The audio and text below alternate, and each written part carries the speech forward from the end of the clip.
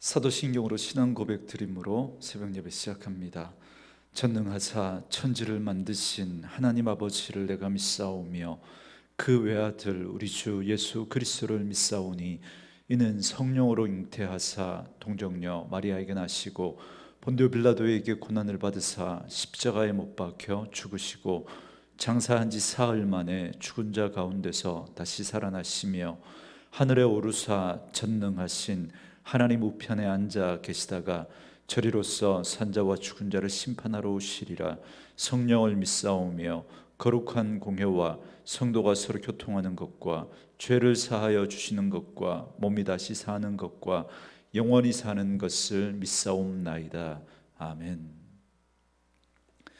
이 아침에 우리에게 주시는 하나님의 말씀은 누가복음 3장 15절에서 38절 말씀까지, 누가복음 3장 15절에서 마지막 38절 말씀까지 우리 말씀 찾으셨으면 한 목소리로 같이 읽겠습니다.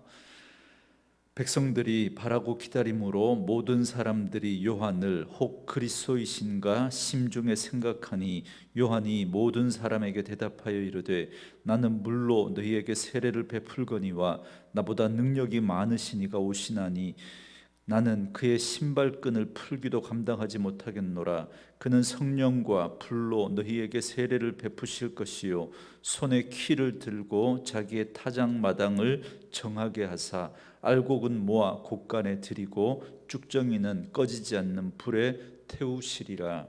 또 그 밖에 여러 가지로 권하여 백성에게 좋은 소식을 전하였으나 분봉왕 헤롯은 그의 동생의 아내 헤로디아의 일과 또 자기가 행한 모든 악한 일로 말미암아 요한에게 책망을 받고 그 위에 한 가지 악을 더하여 요한을 옥에 가두니라. 백성이 다 세례를 받을새 예수도 세례를 받으시고 기도하실 때에 하늘이 열리며 성령이 비둘기 같은 형체로 그의 위에 강림하시더니 하늘로부터 소리가 나기를 너는 내 사랑하는 아들이라 내가 너를 기뻐하노라 하시니라. 예수께서 가르치심을 시작하실 때에 30세쯤 되시니라. 사람들이 있는 대로 사람이 아는 대로는 요셉의 아들이니 요셉의 위는 헬리요 그 위는 맏다시요 그 위는 레위요 그 위는 멜기요 그 위는 얀나요 그 위는 요셉이요 그 위는 맏다디아요 그 위는 아모스요 그 위는 나훔이요 그 위는 에슬리요 그 위는 낫게요 그 위는 마아시요 그 위는 맏다디아요 그 위는 서머인이요 그 위는 요색이요 그 위는 요다요 그 위는 요하나니요 그 위는 레사요 그 위는 스룹바벨이요 그 위는 스알디엘이요 그 위는 네리요 그 위는 멜기요 그 위는 아띠요 그 위는 고삼이요 그 위는 엘마담이요 그 위는 에르요 그 위는 예수요 그 위는 엘리에서요 그 위는 요람이요 그 위는 맏다시요 그 위는 레위요 그 위는 시므온이요 그 위는 유다요 그 위는 요셉이요 그 위는 요남이요 그 위는 엘리야김이요 그 위는 멜레아요 그 위는 멘나요 그 위는 맏다다요 그 위는 나단이요 그 위는 다윗이요 그 위는 이세요 그 위는 오벳이요 그 위는 보아스요 그 위는 살몬이요 그 위는 나손이요 그 위는 아미나답이요 그 위는 아니요 그 위는 헤스론이요 그 위는 베레스요 그 위는 유다요 그 위는 야곱이요 그 위는 이삭이요 그 위는 아브라함이요 그 위는 데라요 그 위는 나홀이요 그 위는 스룹이요 그 위는 르우요 그 위는 벨렉이요 그 위는 헤보요 그 위는 살라요 그 위는 가나니요 그 위는 아박사시요 그 위는 셈이요 그 위는 노아요 그 위는 레멕이요 그 위는 무두셀라요 그 위는 에녹이요 그 위는 야렛이요 그 위는 마할랄렛이요 그 위는 가나니요 그 위는 에노스요 그 위는 셋이요 그 위는 아담이요 그 위는 하나님이시니라. 아멘. 오늘은 함께 읽으신 누가복음 3장 15절에서 마지막 38절 말씀을 중심으로 예수님의 세례와 족보라고 하는 제목의 말씀으로 잠시 은혜를 나누겠습니다. 누가는 우리 중에 일어난 사실, 그러니까 하나님의 놀라운 구원의 역사가 어떻게 이루어지고 있는지 차례차례 기록을 하고 있습니다. 특별히 1장부터 3장에서는 구속사의 핵심인 예수님과 그분의 길을 준비하기 위해 앞서 왔던 세례 요한을 비교해서 보여줍니다. 세례 요한은 예수님보다 앞서 사역을 시작합니다. 그래서 요단강에서 회개의 세례를 전파했습니다.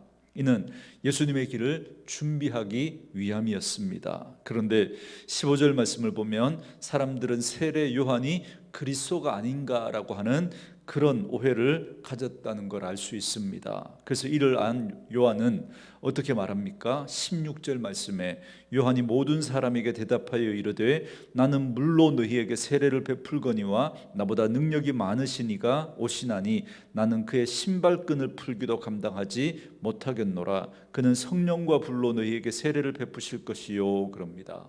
세례 요한은 자신과 그리스도의 차이를 분명히 밝히고 있습니다. 그래서 자신은 물로 세례를 베풀지만 그리스도는 성령과 불로 할 것이다, 그렇게 말하고 있습니다. 그렇다면 물로 세례를 베푸는 건 무엇이고 성령과 불로 세례를 베푸는 것은 뭘까요? 여러분, 그 차이가 뭐겠습니까?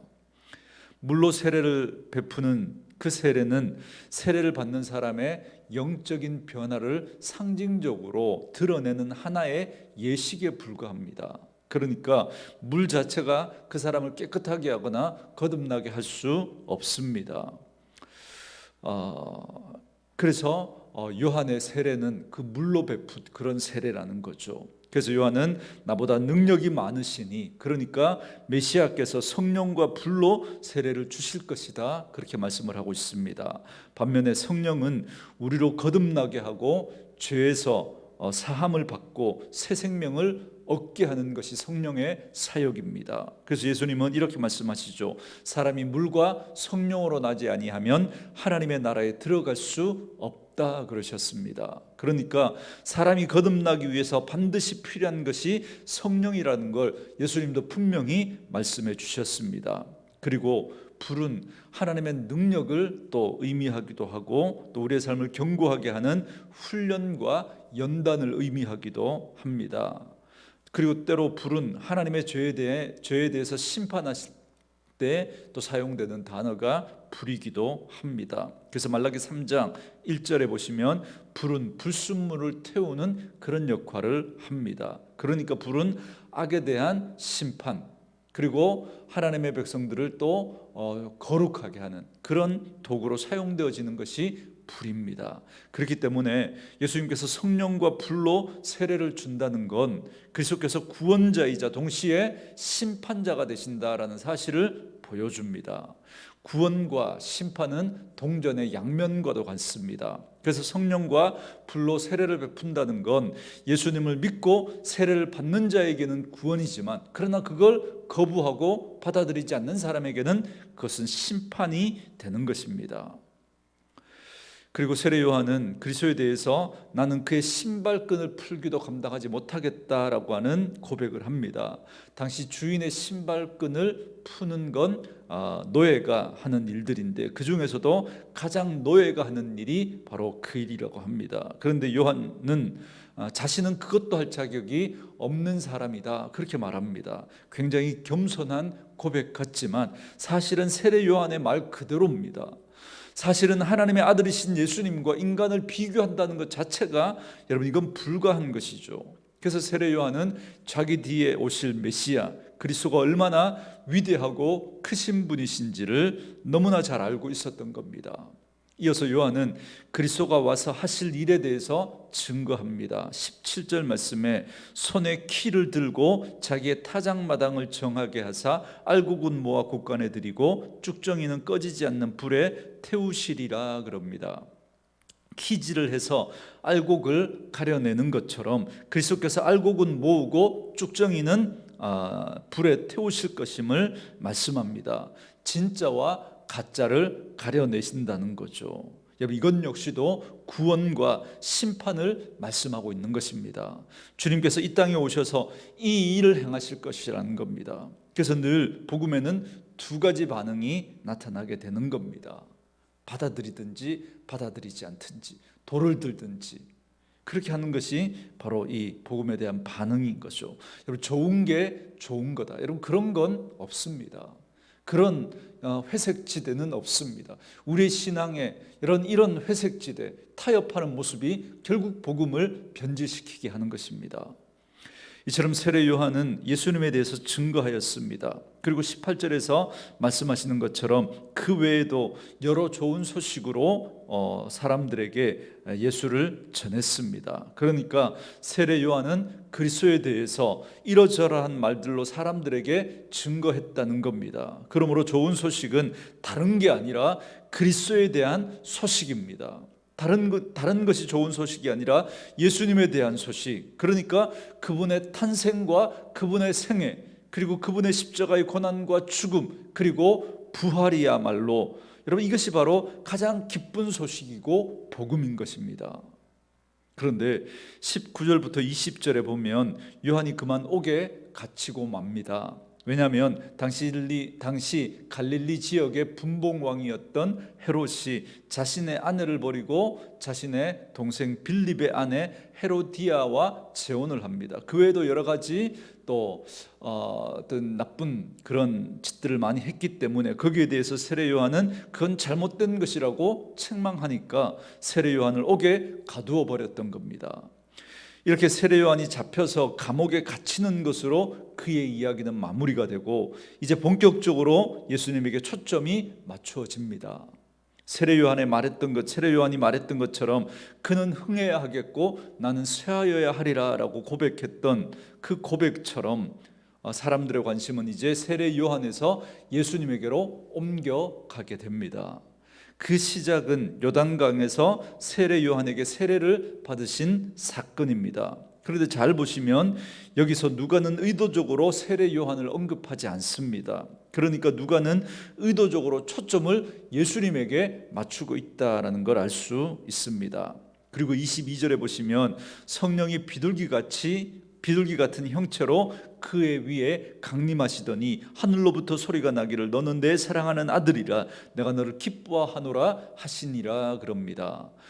여러분, 예수님이 세례를 받으실 때 하늘이 열리고 성령이 비둘기 같은 모습으로 강림합니다. 그리고 하늘로서 소리가 나기를 너는 내 사랑하는 아들이라 내가 너를 기뻐하노라 라고 말씀합니다.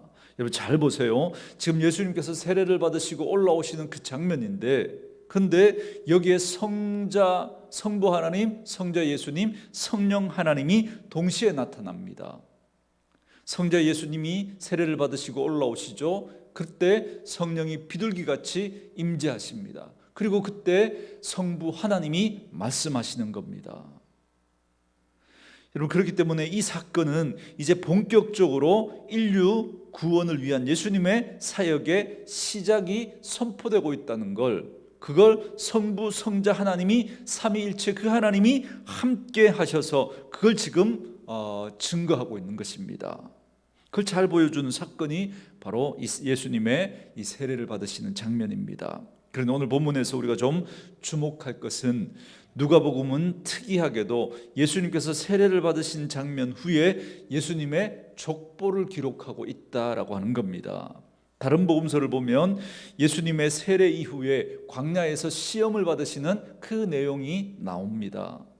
그리고 예수님의 족보를 기록하고 있는 마태복음은 처음 시작할 때 마태복음 1장 1절에서부터 예수님의 족보를 말해줍니다. 그런데 누가는 특이하게도 예수님께서 세례를 받으신 후에 예수님의 족보를 기록하고 있다는 겁니다.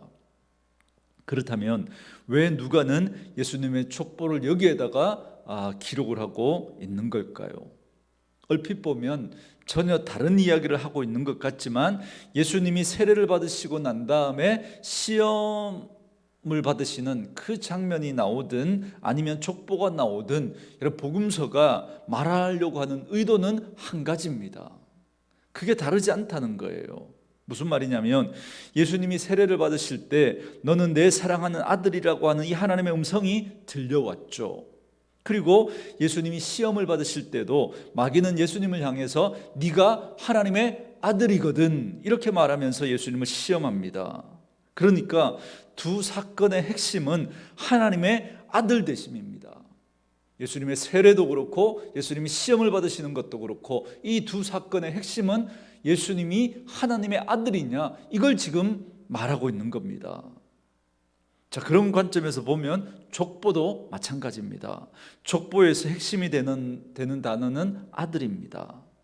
그래서 오늘 본문 23절에 보면 예수님이 요셉의 아들이다라는 사실을 말하고 난 다음에 그런데 좀 이상하게 이 누가는 족보를 거슬러 올라가면서 기록을 하고 있습니다. 그래서 그 위는 자꾸 이런 식으로 족보를 기록하고 있는 거죠. 그래서 결국에는 이 족보의 끝이 누구에게 다 있습니까? 38절에 하나님에게까지 다 있는 걸 알 수 있습니다.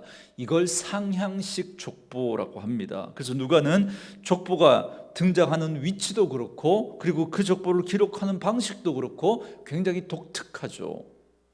그러니까 여러분 이 누가가 이렇게 한 이 족보를 여기다가 위치하고 또 이런 상향식으로 기록을 한 데에는 목적과 의도가 있었다는 겁니다.